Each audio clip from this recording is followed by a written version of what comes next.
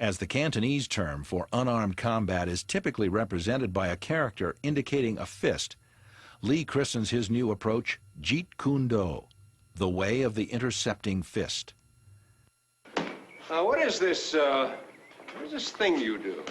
In Cantonese, Jeet Kune Do, the way of the intercepting fist. Intercepting fist, huh? Or foot.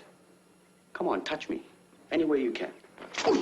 To reach me, you must move to me. Your attack offers me an opportunity to intercept you. In this case, I'm using my longest weapon, my sidekick, against the nearest target, your kneecap. This can be compared to your left jab in boxing, except it's much more damaging. I see. Well, speaking of a left jab... Oh, this time I intercept your emotional tenseness. You see, from your thought to your fist, how much time was lost. Before long, word is out concerning Lee's art, and he begins to attract the attention of America's top martial artists, as well as many prestigious Southern California actors and athletes. Steve McQueen, James Coburn, and Kareem Abdul-Jabbar among them. Bruce was an iconoclast and a rebel in that he thought that the traditional martial arts were way too bound by tradition. People who were not really that effective at martial arts really were not promoting martial arts, but their own nationalistic brand of martial arts and their view of the world, more so than a realistic martial art fighting system. And he wanted to get to the pure essence of art. Lee's Los Angeles school, located in the heart of Chinatown, and without any advertising, pulls in not newcomers to the martial arts, but seasoned black belts, all of whom now look upon Lee's art as revolutionary, and upon his talent as otherworldly.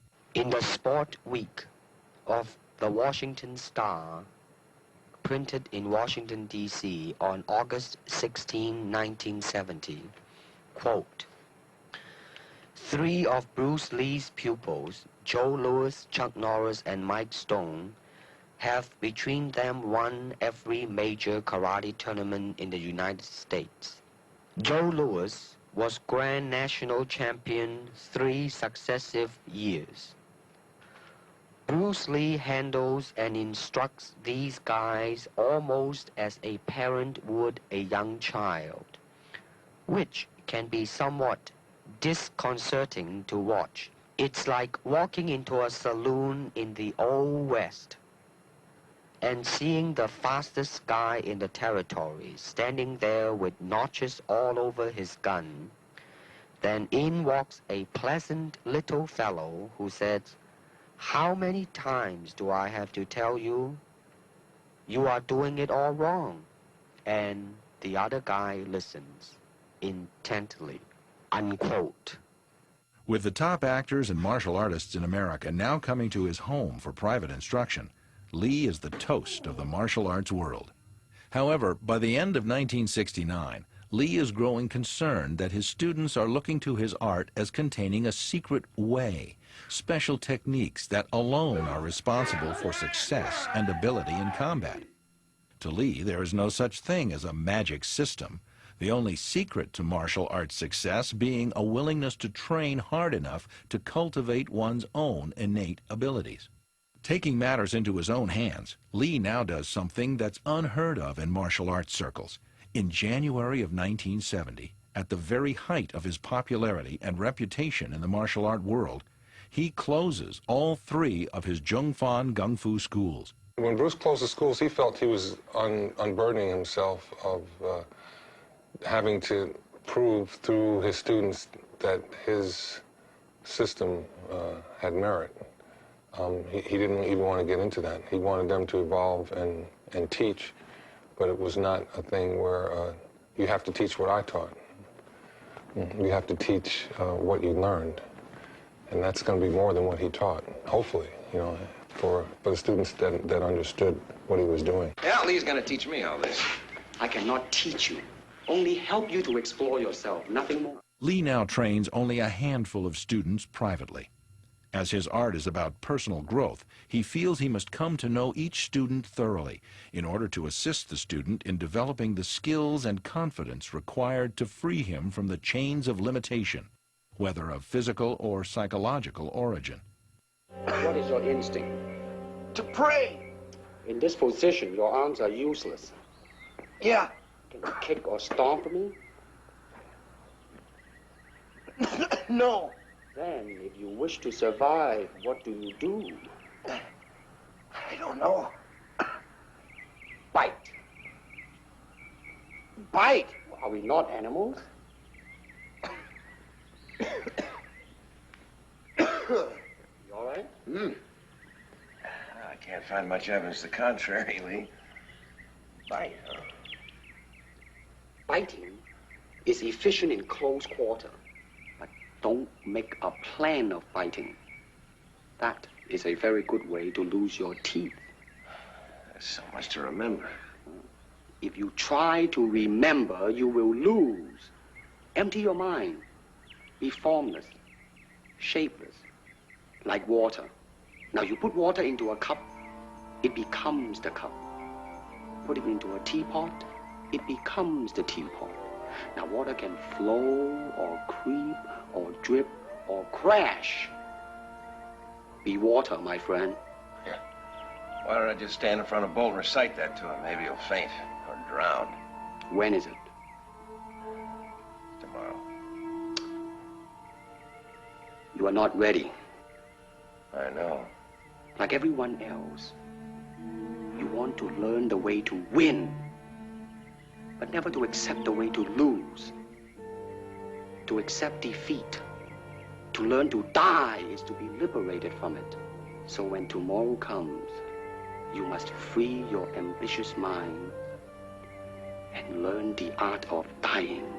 I remember he said, you know, for me, you know, if I were going to use like, let's say judo styles, imagine me trying to get my hips underneath him to throw him, you know, for a hip throw. You know, you're going to try and do that while I beat you, while I beat you down. You'd be trying to do something else. And, you know, he was absolutely right. Lee is his own best example of the potency of his beliefs. He's detected his own weaknesses and limitations, and by the application of intellect and dint of hard work, he alone has overcome them, raising his physical ability to a level that borders on the phenomenal. He routinely performs one-finger push-ups on one hand, executes elevated V-sits for extended periods of time. He can cannonade an opponent several feet back from a punch he delivers from only 1 inch away. And his sidekicks have so much power that, in the words of one recipient, they feel like being hit by a car. He trains hard 6 days a week, pushing to discover the outer limits of expression for the human body. He finds out, with disastrous consequences, on August 13th, 1970. As a result of an improper warm-up while lifting weights, Lee severely strains the 4th sacral nerve in his lower back. It's an injury that will continue to plague him for the remainder of his life. The injury leaves Lee virtually bedridden for a period of 6 months. His doctors tell him he may never be able to kick again. For Bruce to be lying down in bed 24 hours a day for approximately about 6 months was an impossible thought. You know, you cannot contain him like that. But he did, because he knew that if there were any future, even to walk normally, he would need to give this time to heal. So he spent a great deal of time resting flat on his back for quite a long time, and then also, you know, just sitting in a chair. But he was not one to just waste time. So he spent this amount of time doing a lot of researching of all of his vast library of books, which were books on the martial arts, all combative arts, all hand-to-hand arts, whether they be Western, Eastern, modern, or ancient, all types of philosophy, psychology, especially in the motivational field, now that he was injured and his future was in jeopardy. He felt he needed to self-motivate himself all the time. Unable to put his energy to use physically, Lee now channels it mentally. The writings of the Buddha, Alan Watts, Carl Rogers, Lao Tzu, Friedrich Perls, Daisetsu Suzuki, and Jiddu Krishnamurti become his constant companions.